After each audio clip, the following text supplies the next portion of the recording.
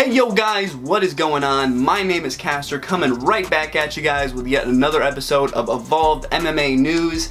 And today I really wanted to start off the show by saying, ooh, man, Martin Nguyen is a bad man. So One Championship 93 just went down last night, and Martin Nguyen retained his featherweight title with a flying knee knockout in the second round. He had a beautiful leg kick and then he flying knee. Ref stopped the fight right there. Knocked out, cold. I don't know if it was out cold, it might have been TKO. But it was a flying knee knockout. I'm pretty sure officially it was a flying knee knockout, and it was great to see the, their highlight reels on Instagram. So go check it out. But obviously finish this video first, please. Also, former 5-fight UFC veteran Leandro Issa was in the One Championship ring last night, and he finished his opponent in the very first round via triangle choke. Very beautiful. Always love a good triangle choke. I'm a tall guy myself. I love doing them when I'm rolling, and it's always great to see a triangle choke, pretty much go down live. I love to see it. Alright, being done with the fight news a little bit, let's go right on to the UFC news. Pretty much everything has to do with UFC from this point on. We had Kevin Lee wanting RDA in a 165-pound matchup, and I love this fight. I totally love this fight because, it's a great style matchup. I love the ground game, love some wrestling versus some wrestling, jiu-jitsu wrestling. I love it all, man, and Kevin Lee has some great stand-up. RDA has some okay stand-up. I don't know, It'll just be a fun fight to watch, I'm pretty sure, setting up a title eliminator for 165, if 165 even happens, because as we all know, Dana doesn't want it, which is just blasphemous and stupid, but he doesn't want it, unfortunately.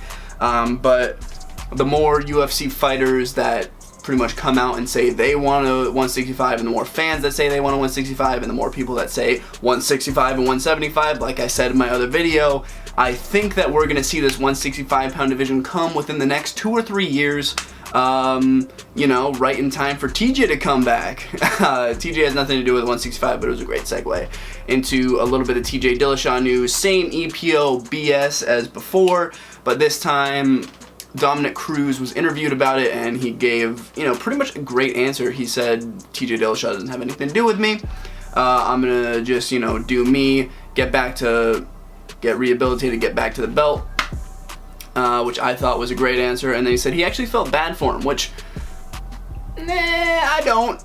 Personally, I don't feel too bad for him. I feel bad for him as a person that chose to do EPO for that many fights and that long, and he just kind of kept doing it. So I feel bad for him in that sense, but in the sense of him being a competitor, I don't feel bad for TJ Dillashaw at all. Not in the slightest, unfortunately.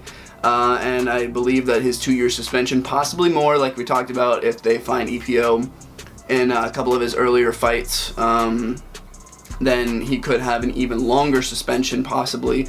But I think he's going to get healthy in that time. He's going to come back, and when he really gets back in the octagon, we're going to see how explosive he might be without the EPO, how good he is, how much training he gets in, and everything. So I really do want to see him back, and I want to see how he does as a clean fighter.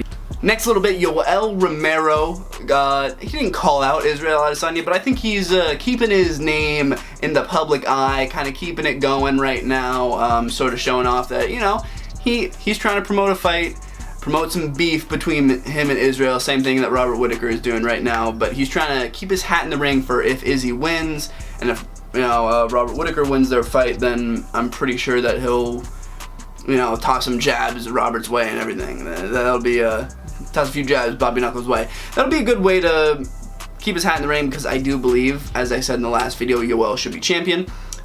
He should be the champion at 185 right now. At least I did, and the people that I talked to, and my confirmation bias says that YOEL should have won that fight. But otherwise, it's just pretty much he asked him on Twitter, what's my boss level in relation to him saying that, in relation to Stylebender saying that John Jones is the final boss of his UFC career, I guess you would say. So, just keeping his name in the ring, doing his due diligence. Last little bit I got for you guys, Ronda Rousey. I said it was all UFC stuff, but I guess this is former UFC stuff. You know, Ronda Rousey is taking a little step outside of the WWE ring right now to start a family, apparently.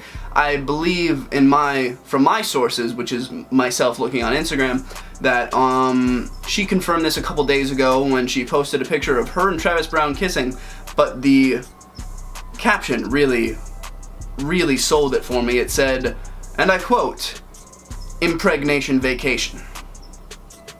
Well, that's all I'm gonna say about that one.